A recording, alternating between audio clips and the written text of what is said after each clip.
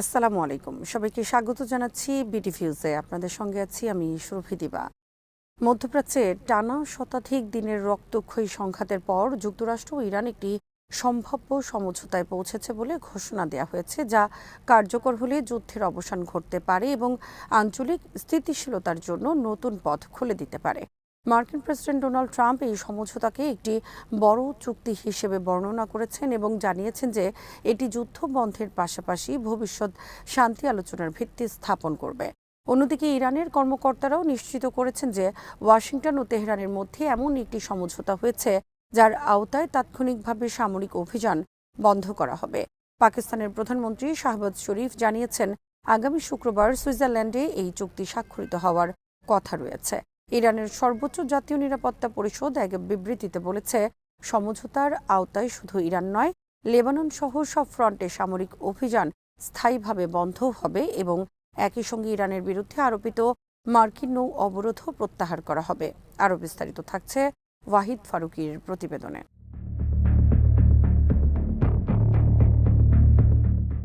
যদিও এই ঘোষণাকে কেন্দ্র করে আন্তর্জাতিক অঙ্গনে আশাবাদ তৈরি হয়েছে, তবুও চুক্তির বাস্তবায়ন নিয়ে অনেক প্রশ্ন রয়ে গেছে। সবচেয়ে বড় প্রশ্ন হল ইসরায়েল এই সমঝোতাকে কতটা মেনে চলবে।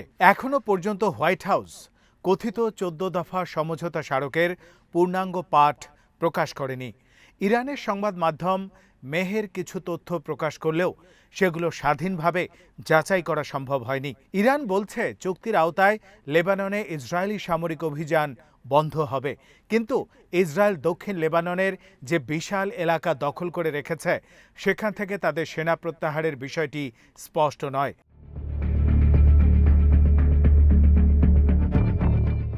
গত কয়েক মাসে লেবাননে ইসরায়েলি হামলায় ৩,০০০-এর বেশি মানুষ নিহত হয়েছে এবং ১০ লাখের বেশি মানুষ বাস্তুচ্যুত হয়েছেন।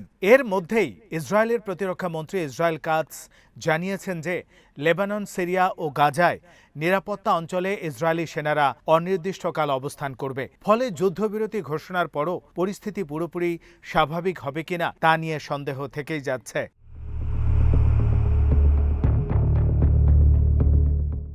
বিশ্লেষকদের মতে বৈরুতের দক্ষিণাঞ্চলে ইসরায়েলের সাম্প্রতিক হামলা ছিল সমঝোতা কার্যকর হওয়ার আগেই নিজেদের অবস্থান শক্ত করার চেষ্টা। তবে ইরানের কর্মকর্তারা দাবি করেছেন এই হামলাই বরং আলোচনাকে দ্রুততর করেছে এবং যুক্তরাষ্ট্রকে আরও বড় কিছু ছাড় দিতে বাধ্য করেছে।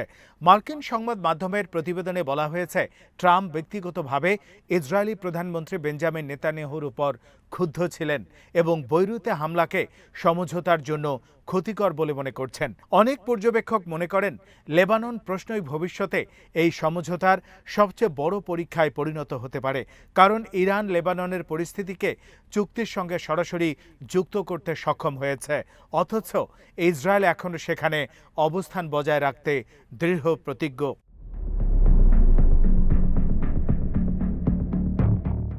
ইসরায়েলের অভ্যন্তরেও এই সমঝোতা ব্যাপক বিতর্ক সৃষ্টি করেছে। দেশটির বিরোধী রাজনৈতিক দলগুলো মনে করছে সরকার তাদের মূল লক্ষ্য অর্জনে ব্যর্থ হয়েছে। বহু বছর ধরে নেতানিয়াহু ইরানকে কেন্দ্র করে কঠোর নীতি অনুসরণ করলেও শেষ পর্যন্ত আলোচনার টেবিলে ইসরায়েলের ভূমিকা ছিল অত্যন্ত সীমিত। আলোচকদের মতে এই চুক্তি কার্যত নেতানিয়াহুর রাজনৈতিক পরাজয়। কেন্দ্র বামপন্থী ডেমোক্র্যাটস পার্টির নেতা ইয়ার গোলান বলেছেন, এটি দীর্ঘদিনের ব্যর্থ নীতির পরিণতি এবং এর ফলে ইসরায়েলের শত্রুরা আগের চেয়ে শক্তিশালী হয়ে উঠেছে। অন্যদিকে কট্টর ডানপন্থী নেতা ইতামার বেন গাভির স্পষ্টভাবে জানিয়েছেন যে তিনি এই সমঝোতার বিরোধিতা করেন এবং লেবাননে দখল করা কোনো অঞ্চল থেকে সেনা প্রত্যাহারের পক্ষে নন। আরও গুরুত্বপূর্ণ বিষয় হলো, এখন পর্যন্ত প্রকাশিত তথ্য অনুযায়ী হিজবুল্লাহকে নিরস্ত্রীকরণের কোনো শর্ত চুক্তিতে নেই, যা ছিল ইসরায়েলের অন্যতম প্রধান কৌশলগত লক্ষ্য।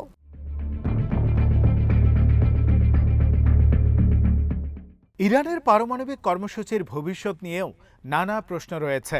মেহের নিউজ এজেন্সির তথ্য অনুযায়ী আগামী ৬০ দিনের মধ্যে একটি চূড়ান্ত পারমাণবিক সমঝোতায় পৌঁছানোর লক্ষ্য নির্ধারণ করা হয়েছে। ট্রাম্প জানিয়েছেন, ইরানকে এমন মাত্রায় ইউরেনিয়াম সমৃদ্ধ করার অনুমতি দেয়া হবে যা কখনোই সামরিক কাজে ব্যবহার করা যাবে না।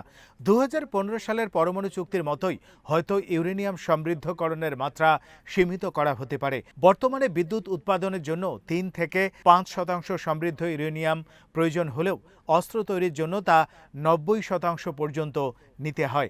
ধারণা করা হয় ইরানের কাছে বর্তমানে প্রায় ৪৪০ কেজি ৬০% সমৃদ্ধ ইউরেনিয়াম রয়েছে, যা দ্রুত অস্ত্রমানের পর্যায়ে উন্নীত করা সম্ভব। এই মজুতের ভবিষ্যৎ কী হবে সেটি আলোচনার অন্যতম জটিল বিষয়।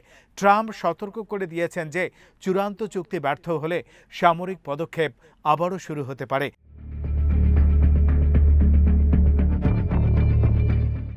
একই সঙ্গে ইরানের ক্ষেপণাস্ত্র কর্মসূচি এবং আঞ্চলিক মিত্র গোষ্ঠীগুলোর ভবিষ্যৎ নিয়েও অনিশ্চয়তা রয়েছে। যুদ্ধ শুরুর আগে ট্রাম্প একাধিকবার বলেছিলেন তিনি ইরানের ব্যালিস্টিক ক্ষেপণাস্ত্র কর্মসূচি ভেঙে দিতে চান এবং হিজবুল্লাহ, হামাস, হুথি ও ইরাক সিরিয়ার মিত্র গোষ্ঠীগুলোর প্রতি তেহরানের সমর্থন বন্ধ করতে চান। কিন্তু ইরানি সূত্র দাবি অনুযায়ী শেষ পর্যন্ত এসব বিষয় আলোচনার এজেন্ডা থেকে বাদ দেওয়া হয়েছে। যদি তা সত্য হয় তাহলে এটি ওয়াশিংটনের জন্য বড় ধরনের ছাড় হিসেবে বিবেচিত হবে, কারণ চুক্তির আওতায় এসব গোষ্ঠীকে নিরস্ত্রীকরণ বা ভেঙে দেওয়ার কোনো প্রকাশ্য শর্ত এখন পর্যন্ত সামনে আসেনি।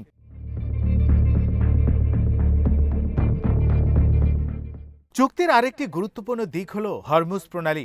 বিশ্বের প্রায় ১/৫ তেল ও তরলীকৃত প্রাকৃতিক গ্যাস এই জলপথ দিয়ে পরিবাহিত হয়। যুদ্ধের সময় প্রণালীটি কার্যত অচল হয়ে পড়েছিল, ফলে বিশ্ববাজারে জ্বালানির দাম ব্যাপকভাবে বেড়ে যায়। ট্রাম্প ঘোষণা দিয়েছেন যে হরমুজ প্রণালী পুনরায় উন্মুক্ত করা হবে এবং যুক্তরাষ্ট্রের নৌ অবরোধও তুলে নেওয়া হবে। তবে শুরুতে এটি মূলত মাইন অপসারণের কাজে ব্যবহৃত হবে। বিশেষজ্ঞরা বলছেন জাহাজ চলাচল পুরোপুরি স্বাভাবিক হতে সময় লাগবে। দীর্ঘদিনের অনিশ্চয়তার কারণে শিপিং কোম্পানিগুলো প্রথম দিকে সতর্ক অবস্থান নেবে। এছাড়া ইরান অতীতে হরমুজ দিয়ে চলাচলকারী জাহাজের কাছ থেকে বিভিন্ন সেবার বিনিময়ে অর্থ আদায়ের কথা বলেছিল।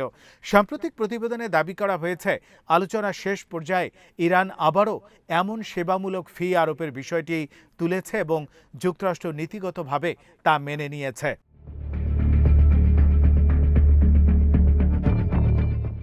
নিষেধাজ্ঞা প্রত্যাহারের প্রশ্নটিও অত্যন্ত গুরুত্বপূর্ণ। ইরান দীর্ঘদিন ধরে আন্তর্জাতিক অর্থনৈতিক নিষেধাজ্ঞার কারণে চাপে রয়েছে। মেহের নিউজের তথ্য অনুযায়ী চুক্তির অংশ হিসেবে অন্তত ইরানি তেল বিক্রির ওপর আরোপিত কিছু বিধিনিষেধ শিথিল করা হতে পারে। তবে ব্যাংকিং খাত সহ বিস্তৃত আর্থিক নিষেধাজ্ঞা প্রত্যাহারের কোনো নিশ্চয়তা এখনো পাওয়া যায়নি। ট্রাম্প জানিয়েছেন ইরান যদি অভ্যন্তরীণ বিক্ষোভ কঠোরভাবে দমন করে তাহলে পূর্ণ নিষেধাজ্ঞা প্রত্যাহার বিলম্বিত হতে পারে। ইউরোপীয় দেশগুলোও বলেছে তারা নিষেধাজ্ঞা শিথিল করতে প্রস্তুত, তবে তা নির্ভর করবে ইরানের পারমাণবিক কর্মসূচি কতটা সীমিত করা হচ্ছে তার উপর।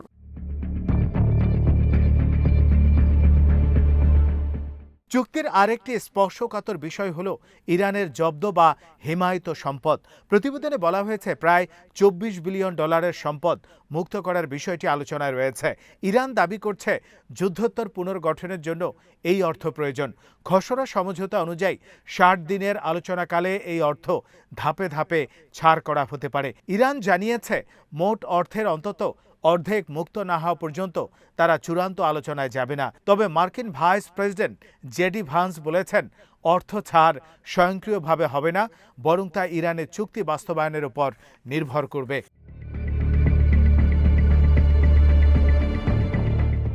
এই সমঝোতার অর্থনৈতিক প্রভাব ইতিমধ্যেই বিশ্ববাজারে দেখা যাচ্ছে। চুক্তির খবর প্রকাশের পর তেলের দাম দ্রুত কমে গেছে। ব্রেন্ট ক্রুডের দাম প্রায় 4% কমে ব্যারেল প্রতি $84 নিচে নেমে এসেছে। যুদ্ধ চলাকালে যা $100 বেশি ছিল। একই সঙ্গে যুক্তরাষ্ট্রের শেয়ার বাজারের ফিউচার সূচকও ঊর্ধ্বমুখী হয়েছে।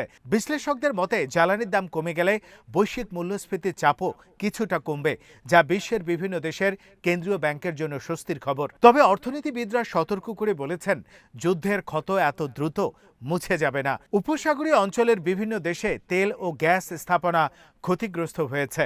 সরবরাহ ব্যবস্থায় বিঘ্ন ঘটেছে এবং শিপিং খাত এখনও ঝুঁকির মধ্যে রয়েছে।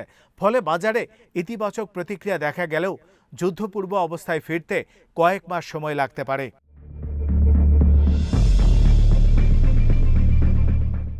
সব মিলিয়ে যুক্তরাষ্ট্র ও ইরানের মধ্যে ঘোষিত এই সমঝোতা মধ্যপ্রাচ্যের জন্য একটি গুরুত্বপূর্ণ মোড় হতে পারে। এটি তাৎক্ষণিক সংঘাত কমাতে, হরমুজ প্রণালী পুনরায় চালু করতে এবং ভবিষ্যৎ কূটনৈতিক আলোচনার সুযোগ সৃষ্টি করতে সক্ষম হতে পারে। কিন্তু একই সঙ্গে লেবাননে ইসরায়েলের উপস্থিতি, ইরানের পারমাণবিক কর্মসূচি, ক্ষেপণাস্ত্র উন্নয়ন, আঞ্চলিক মিত্র গোষ্ঠীগুলোর ভবিষ্যৎ, নিষেধাজ্ঞা প্রত্যাহার এবং হিমায়িত সম্পদের মতো জটিল প্রশ্নগুলোর সমাধান এখনও বাকি। ফলে এই সমঝোতা যতটা না চূড়ান্ত শান্তির প্রতীক, তার চেয়ে বেশি একটি সম্ভাব্য নতুন অধ্যায়ের সূচনা, যার সফলতা নির্ভর করবে আগামী কয়েক সপ্তাহ ও মাসে সংশ্লিষ্ট পক্ষগুলোর রাজনৈতিক সদিচ্ছা এবং বাস্তব পদক্ষেপের ওপর। আজ এখানেই শেষ করছি। সবাই ভালো থাকুন, সুস্থ থাকুন আর দেখতে থাকুন বিডি ভিউজ। চ্যানেলটি ভালো লাগলে সাবস্ক্রাইব করুন। আল্লাহ হাফেজ।